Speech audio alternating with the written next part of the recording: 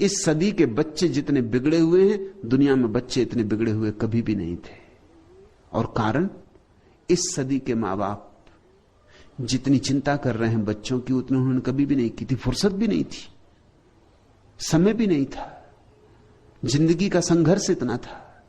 सुबह 5 बजे उठ के चला जाएगा किसान खेत पर काम करने, सांझ होते होते लौटेगा।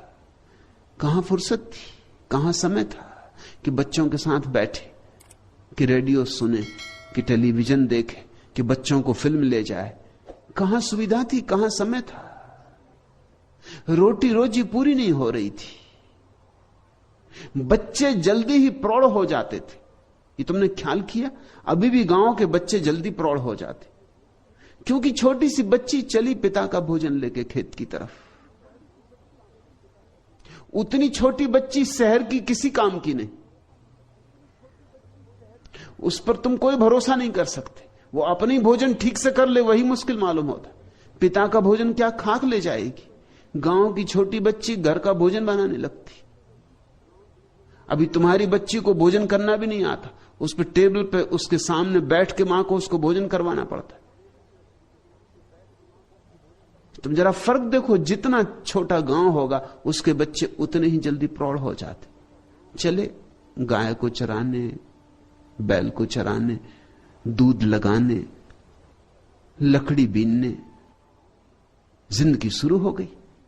सच तो यह है, मनोवैज्ञानिक कहते हैं कि जिस तरह के बच्चे हम अभी देख रहे हैं, ये केवल 200 साल की उपज है। 200 साल के पहले इस तरह के बच्चे थे ही नहीं दुनिया में।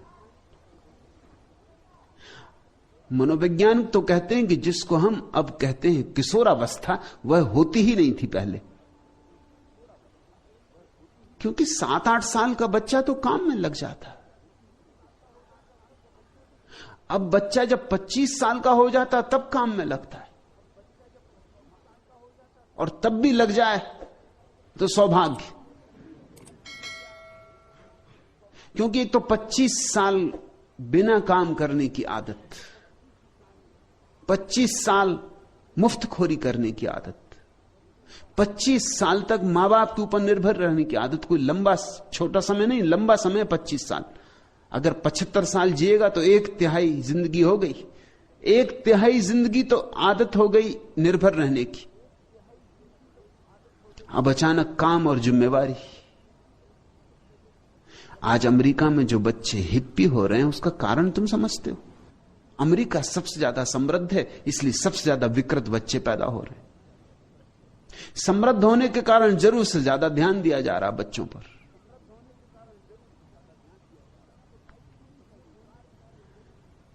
बच्चों को साइकिल ही नहीं चाहिए, कार भी चाहिए। छोटे छोटे बच्चे कार चला रहे हैं। सबसे ज्यादा दुर्घटनाएं उन्हीं से होती। सबसे ज्यादा कार की दुर्घटनाएं 18 वर्ष से लेकर 25 वर्ष के बीच के लड़के करते, लड़कियां करती। और सबसे ज्यादा अपराध भी वही करते। सबसे ज्यादा उपद्रव भी 18 और 25 साल के बीच के बच्चे करते। खाली है, ताकत हाथ में आ गई, काम कुछ है नहीं। यूनिवर्सिटी में आग लगाओ, फर्नीचर तोड़ दो, खिड़कियों के कांच तोड़ दो, कुछ तो करना होगा। ये तुम कल्पना नहीं कर सकते थे, क्योंकि 25 साल का पुराने जमाने का आदमी तो बड़ा प्रौढ़ होता था। क्योंकि 7-8 साल का होता तब तो काम में लग जाता, और भी गरीब घर का होता तो और भी पहले काम में लग जाता।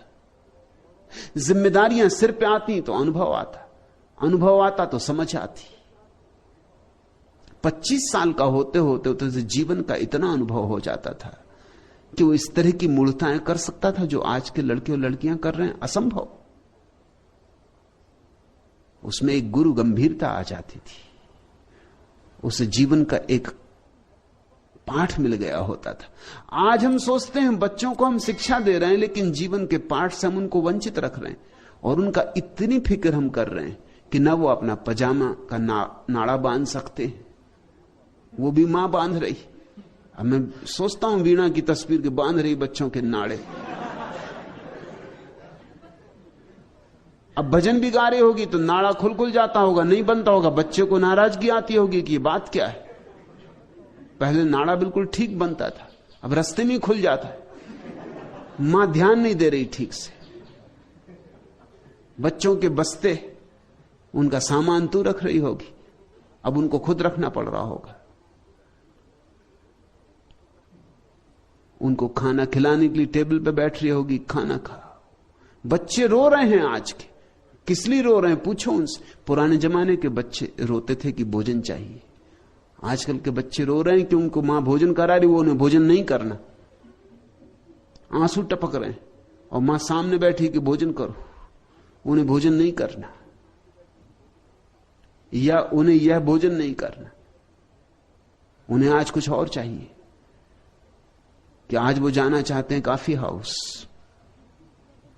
इडली डोसा या कुछ और। उन पर ध्यान, उनको 24 घंटे ध्यान चाहिए, और इस ध्यान से कुछ लाभ नहीं होने वाला उनको। ये जो जिस लड़के को 25 साल तक उसकी मां ने ध्यान किया है और ध्यान दिया है और हर तरह से उसकी फिक्र की है, ये कल विवाहित होकर अपनी पत्नी से भी यही अपेक्षा करेगा और उपद्रव शुरू होगा, क्योंकि उसकी भी फिक्र की गई है। और वो अपने पति से ऐसी अपेक्षा करेगी जैसे अपने पिता से अपेक्षा करती थी। कलह शुरू हो जाएगी, पहले दिन से कलह शुरू हो जाएगी। उनकी आकांक्षाएं, अपेक्षाएं बढ़ी। लड़की चाहेगी कि पति पिता की तरह सारी अपेक्षाएं पूरी करे, पति चाहेगा कि पत्नी मां की तरह सारी अपेक्षाएं पूरी करे। ये कैसे हो सकता है? दोनों की आकांक्षाएं बढ़ी, अभिलाषाएं बढ़ी, और दोनों ही गिरेंगे, क्योंकि दोनों ही पूरा नहीं कर पाएंगे।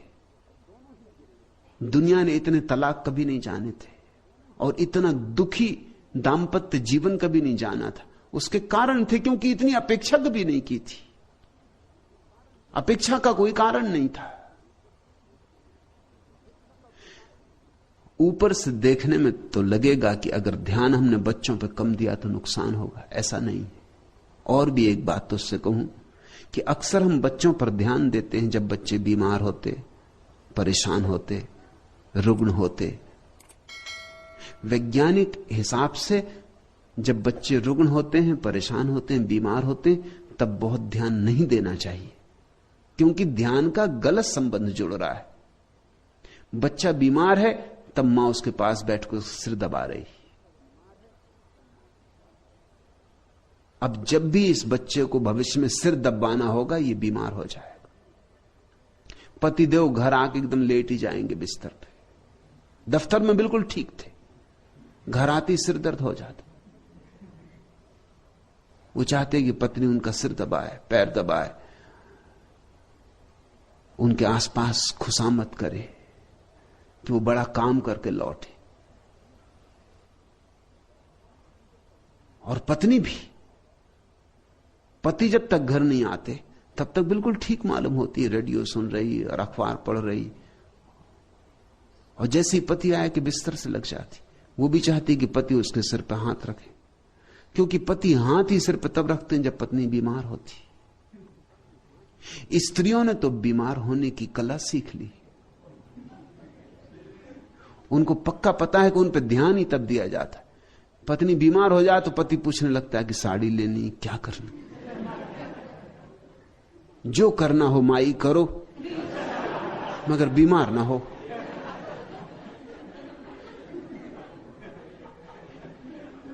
पत्नी भी जानती है कि जब बीमार हो तभी पति ध्यान देता, नहीं तो पति अपना अखबार पढ़ता है, ध्यान देने की फुर्सत कहां। वो आते ही से अपने पैर फैला के अखबार की ओर में हो जाता। अखबार ओट है, वो बचने का उपाय है। पति आते से अखबार खोल लेता है, पत्नी इत्यादि सब उस तरफ छूट गए, झंझट मिठी। अब वो एक ही अखबार को कई दफे पढ़ता है। मैं एक घर में मेहमान था, मैंने देखा कि वो सज्जन सुबह भी उसी अखबार को पढ़ रहे, दोपहर भी उसी को पढ़ रहे, शाम को भी जब पढ़ने लगे मैंने कहा सुनो, तुम शुरू से लेकर आखिर तक कई बार पढ़ चुके। वो भी थोड़े चौंके एकदम। उनको उन्होंने कहा आप ठीक कहते, मगर ये मेरी रोज की आदत, क्योंकि यही बचने का उपाय है। मैं अखबार पढ़ता रहता हूं, पत्नी कुछ भी कहती तो मैं ऐसा दिखाता रहता हूं मैं सुन ही नहीं रहा हूं, क्योंकि सुनो कि झंझट, सुना कि जेब पे हमला,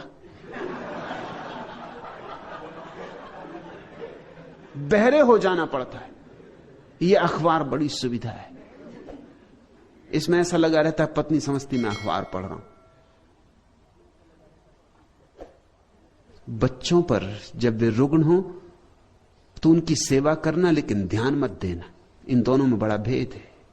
जो जरूरत हो अपेक्षा पूरी करना, उनकी दवा की जरूरत हो दवा दे देना, उनको कंबल उड़ाना हो कंबल उड़ा देना, लेकिन ज्यादा उनकी खुशामद मत करना। कहीं ऐसा ना हो कि तुम्हारी खुशामद उनके भीतर बीमारी में न्यस्त स्वार्थ बन जाए। कहीं ऐसा ना हो कि उनको लगने लगे कि जब भी ध्यान चाहिए हो तो बीमार हो जाने से मिलेगा। मनोवैज्ञानिक कहते हैं कि दुनिया में 70% बीमारियां मानसिक हैं। 70% बड़ा अनुपात है। और ये 70% बीमारियां ऐसी हैं जो तुम चाहते हो कि हो जाएं। तुमने देखा परीक्षा के वक्त बच्चे बीमार हो जाते। परीक्षा के वक्त सारी दुनिया में बच्चों की बीमारियां एकदम बढ़ जाती, क्योंकि बीमारी सुगम उपाय है बचने का। परीक्षा देने की जरूरत नहीं, बीमार है। या अगर देनी भी पड़ी परीक्षा और पास न हुए तो भी कोई ये नहीं कह सकता कि कोई हमारी भूल हुई, बीमार थे। या अगर तृतीय श्रेणी में आए तो भी चलेगा, क्योंकि बीमार थे, क्या कर सकते हो।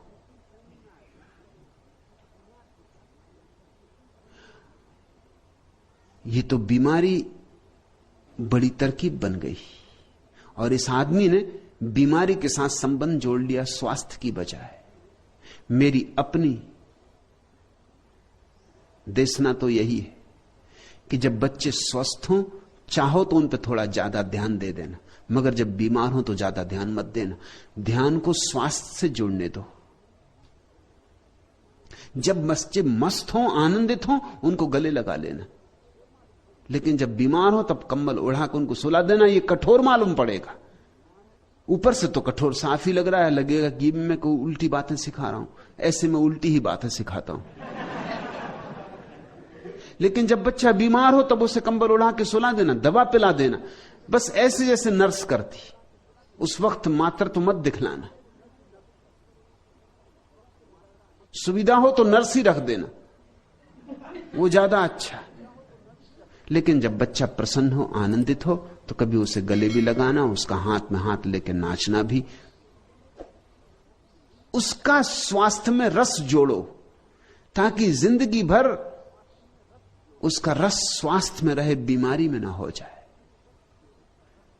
दुनिया की 70% बीमारियां समाप्त हो सकती हैं अगर हम बच्चों का संबंध स्वास्थ्य से जोड़ दें।